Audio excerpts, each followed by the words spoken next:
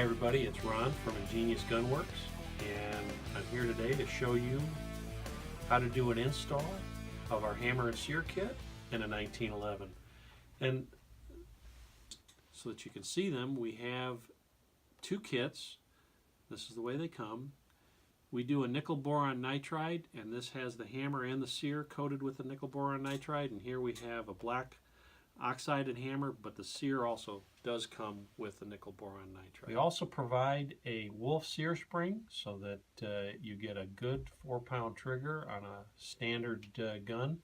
Could be a little bit less if you have a lighter mainspring, could be a little bit heavier with a heavier mainspring, but pretty much every gun that we've put them in, you're right around 4 pounds. So anyway, as always, make sure that the weapon is empty and that there is no ammunition anywhere near your workspace, no loaded magazines. Because remember, everybody gets shot accidentally with an empty gun. Well, so our weapon is empty. Let the slide go home. Let the hammer down. Start out with, and a little shout out to Glock. They make a nice little punch, which I find convenient to have. Drive the mainspring pin out. Put the pin aside. Pull the punch out. Set your mainspring aside. Hammer in the cock position. Now, I always put my finger in there to push the sear spring down. Makes things a little bit easier. And then I just jiggle out.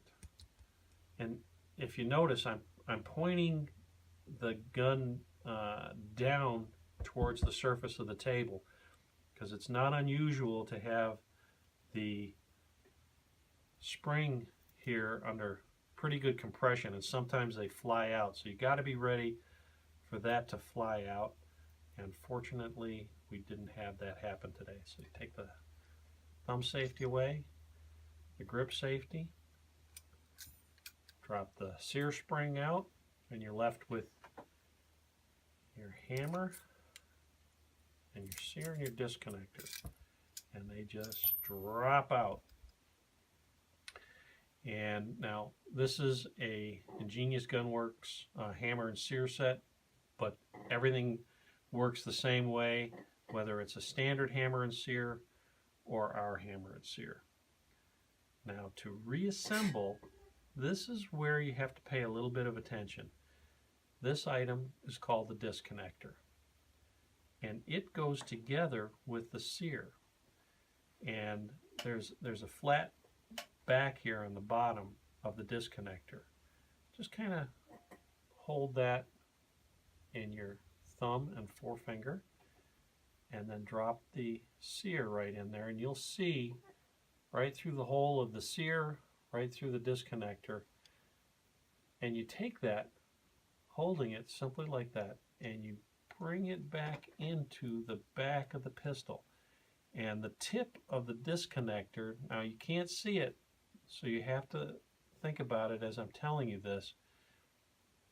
You put that hole in alignment with the tip of the disconnector, and then you let the disconnector go up there. And then you just kind of rock things into place. Sometimes you've got to guide it a little bit with the pin. And don't be surprised if you have to do it again. Because one of the reasons I'm doing this with the Springfield, it is machined a little bit tighter than most. This is, if I had a Colt 1911, it would be easier, but there we go. And then drop the punch in to line up the pieces. Take the sear pin, drop the pin in, and that's done. Don't be surprised if you got to do it a few times to get it right. It took me a few times to learn how to do it easily. Our hammer, that just goes in, and put the hammer pin in, drop that in, let the hammer go forward and let the strut fall forward. Make life easier. In another video, we're going to go over installing the strut into the hammer. I don't want to do that now because it'll make it a little bit of a lengthy install video, and it's easier to do it separately. You take the Wolf sear spring. Now there is a little hooked surface at the base of the sear spring, and there is a slot in the frame. Hook it into the frame, drop the sear spring in so that the left leg of the spring drops onto the sear, and you're good to go.